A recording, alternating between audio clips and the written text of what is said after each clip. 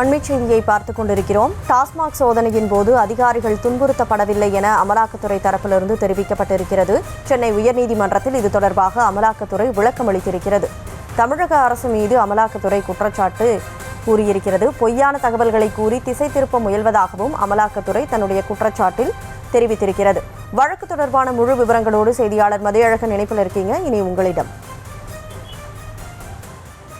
டாஸ்மாக் தலைமை அலுவலகத்தில் கடந்த மாதம் 6ஆம் தேதி முதல் 8ஆம் தேதி வரை நடத்தப்பட்ட சோதனையை, அதாவது அமலாக்கத்துறையால் நடத்தப்பட்ட சோதனையை சட்டவிரோதமானது என அறிவிக்க கோரி டாஸ்மாக் நிர்வாக இயக்குநர் மற்றும் தமிழ்நாடு அரசு தாக்கல் செய்த வழக்குகள் நீதிபதிகள் எஸ். எம். சுப்பிரமணியம், கே. ராஜசேகர் அமர்வில் இன்று மீண்டும் விசாரணைக்கு வந்தது. அப்பொழுது அமலாக்கத்துறை சார்பில் மத்திய அரசினுடைய கூடுதல் சொலிசிட்டர் ஜெனரல் எஸ். வி. ராஜு மற்றும் சிறப்பு வழக்கறிஞர் என். ரமேஷ் ஆகியோர் தங்களது வாதங்களை தொடர்ந்தனர். அப்பொழுது சோதனையின் பொழுது பெண் அதிகாரிகள் யாரும் இரவில் தலைமை அலுவலகத்தில் தங்க வைக்கப்படவில்லை எனவும், ஒரு சில ஆண் அதிகாரிகள் மட்டுமே 3 நாளும் தலைமை அலுவலகத்தில் தங்க வைக்கப்பட்டதாக கூறினர்.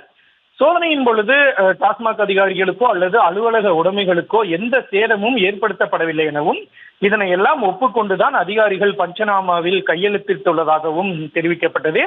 சோதனையின் பொழுது அமலாக்கத்துறை சார்பில் பெண் அதிகாரிகள் இருந்ததாகவும், டாஸ்மாக் அலுவலகத்தில் சோதனை மேற்கொண்ட போது அதிகாரிகள் துன்புறுத்தப்பட்டதாக பொய்யான தகவல்களை கூறி இந்த விவகாரத்தை திசை திருப்ப முயல்வதாகவும் அமலாக்கத்துறை சார்பில் குற்றம் சாட்டப்பட்டது. இதற்காக வந்திருக்கிறோம் என்ற தகவலை டாஸ்மாக் நிறுவன தலைவர் மற்றும் மேலாளரிடம் தெரிவித்த பின்னரே சோதனை தொடங்கப்பட்டதாகவும், அனைவருக்கும் உணவு அளிக்கப்பட்டதோடு போதிய ஓய்வும் அளிக்கப்பட்டதாக அமலாக்கத்துறை சார்பில் தெரிவிக்கப்பட்டது.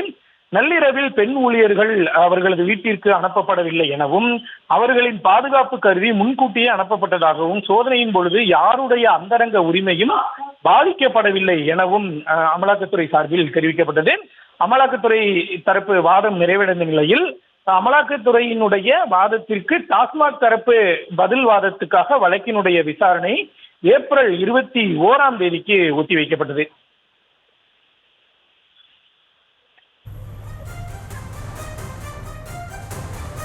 வழக்கு விவரங்களுக்கு நன்றி மதியழகன்.